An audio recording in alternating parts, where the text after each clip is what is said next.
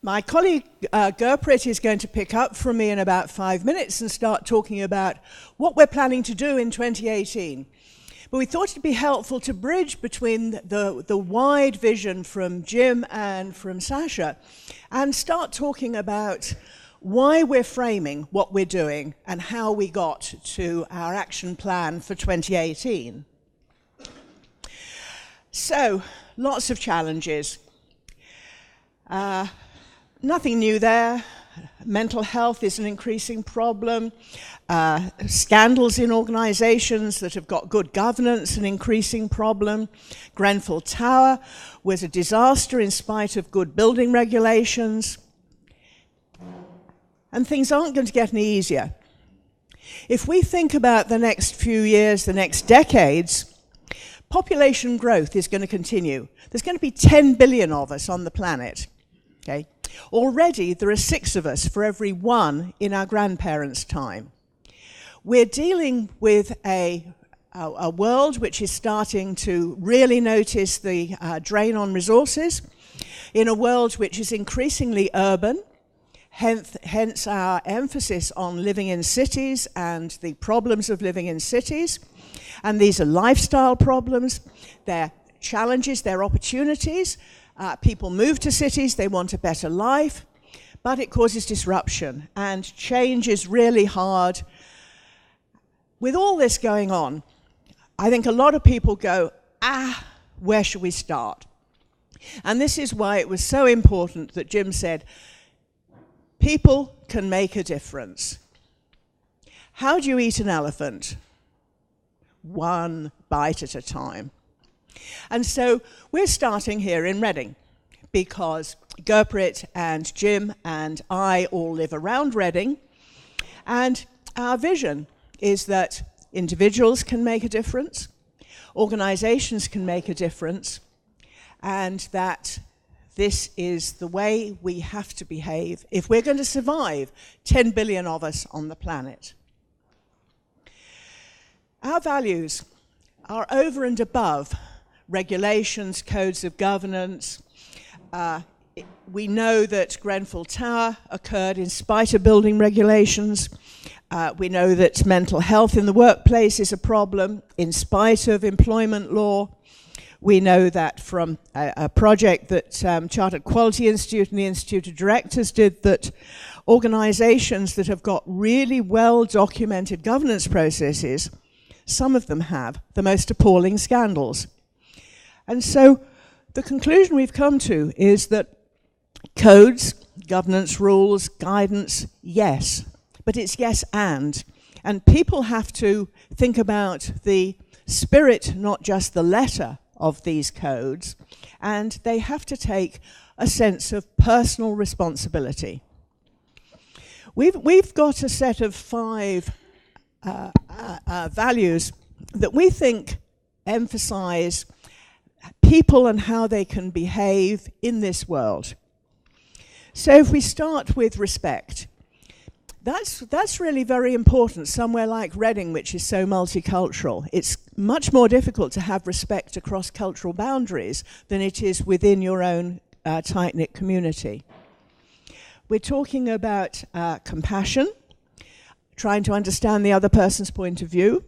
We're talking about collaboration, and Gurprit's going to talk later about the collaboration that we are planning to get started in 2018 around mental health.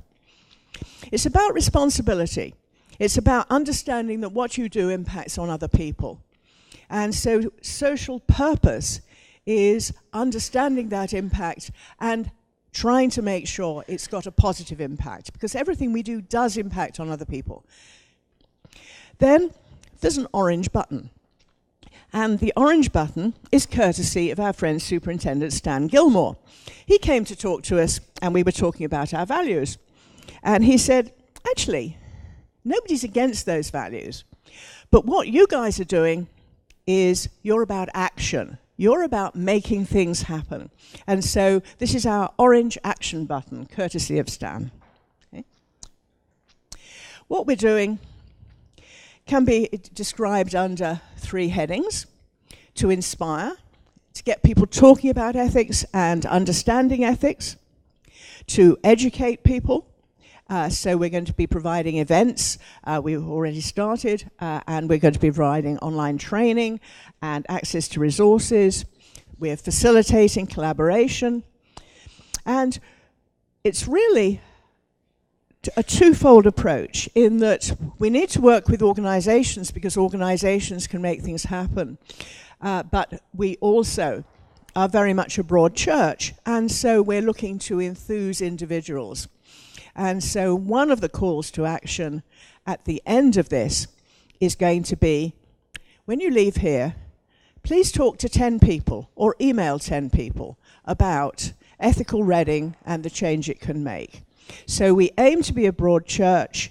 We're working with organizations, and Gurprit is now going to take over to talk about the things we're doing to inspire, educate, and collaborate.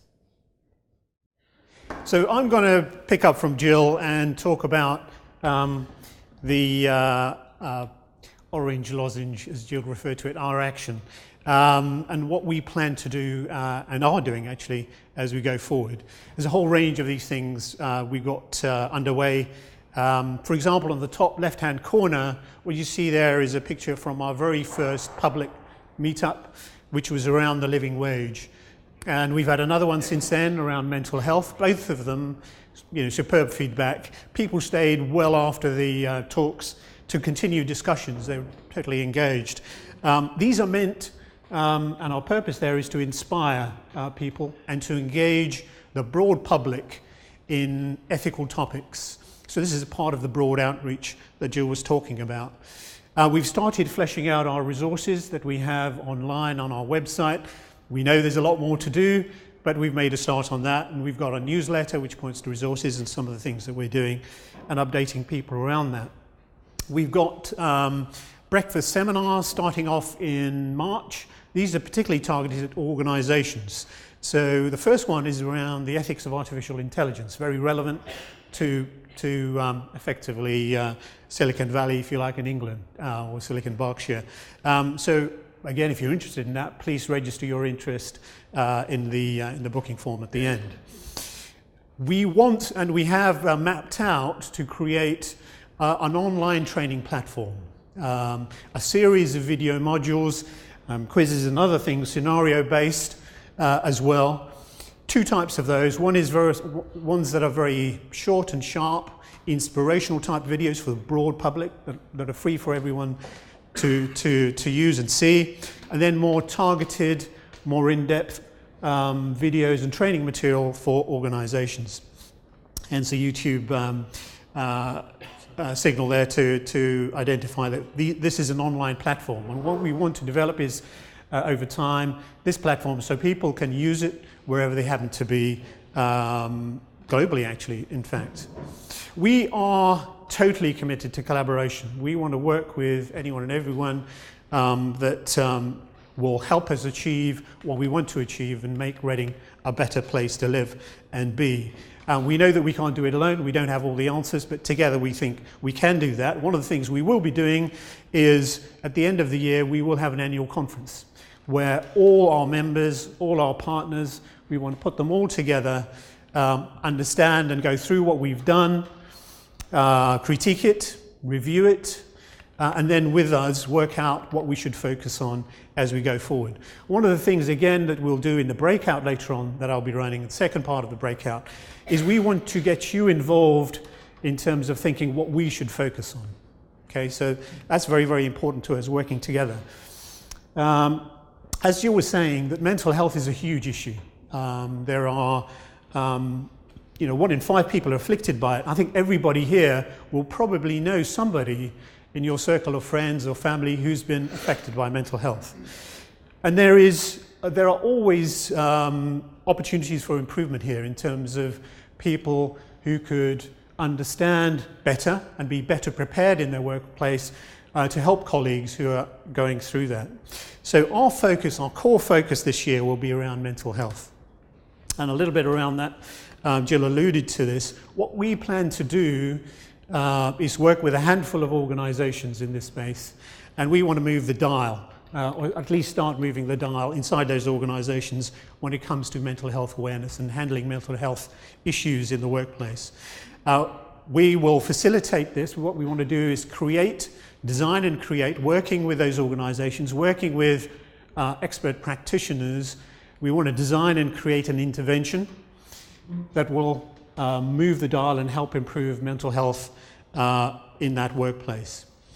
If you are interested in doing this, if you want to take part in this, please raise your hands, please meet one of us at the end or sign on the booking sheet, as I mentioned earlier.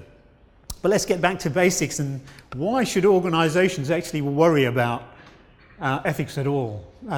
Is this something that is actually of any tangible business benefit at the end of the day? Well, we firmly believe that it is. And you'll hear from a number of speakers later on where they also believe that this makes a real difference. If you look at the millennial generation and the recent generation that are coming out of universities, they are much, much more sensitive to these issues than my generations with grey beards and grey hair. According to The Guardian, for example, more than 60% of millennials want to work for a company that has a social purpose, that makes a positive impact on society. So, this is a real issue if you want to hire the best and brightest in your organization. And then once you've got them on board, there's tons of evidence, and again, we've got a lot of data on our website, that if those employees are engaged and they feel they're making a positive impact across society, they're more productive. Up to 20% more productive than employees who are not engaged. And of course, if you have engaged employees, you'll have fewer people leaving, fewer retraining costs, fewer hiring costs. So those costs go down. And if all those people are talking to each other and they're using their ethical behaviors, that will engender greater trust amongst their colleagues, with customers and partners. And trust is the basis of commerce. So as that happens, you will engender greater loyalty with your customers and partners, leading to improved brand perception, greater sales, and improved media coverage. So it's a virtuous circle, and we believe that companies can really benefit in a tangible way through that. But we all know, actually, in our core, that ethical behavior is just the right thing to do. So how do we measure our impact? We think there are at least 4 stages here, and we're open to contributions here in terms of how we think about this and how we can improve on this. But the first level is just raising the level of awareness of individuals, that people are aware that there is a choice to be made. There are a number of measures around that in terms of employee attitude surveys and so on. But the next stage is, it's all very well to be aware, but you need to translate that into actual behavior. Okay? What's the best way to measure that? Is actually ask other people. So the 360-degree kind of review inside organization, your boss, your subordinates, your peers.